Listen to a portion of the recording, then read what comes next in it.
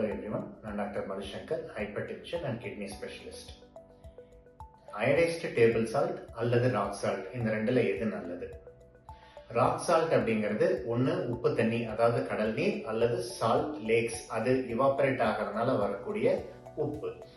Table salt அப்படிங்கிறது அதை நம்ம ப்ராசஸ் பண்ணி யூஸ் பண்றது. ஸோ இதுல டேபிள் சால்ட் ரொம்ப ப்ராசஸ்டான சால்ட். ராக் சால்ட்ல இன்னும் கூட கொஞ்சம் natural trace materials like potassium, zinc, magnesium அதெல்லாம் இருக்கும்.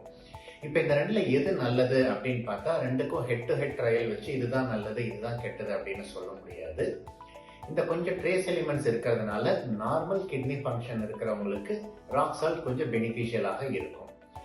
இந்த டேபிள் சால்ட்ல அயடன் ஆட் பண்ணி இருக்கிறதுனால அயடன் குறைபாடு இருக்கிற இடங்கள்ல, தைராய்டு குறைபாடு இருக்கிறவங்களுக்கு இது பயனுள்ளதாக இருக்கும்.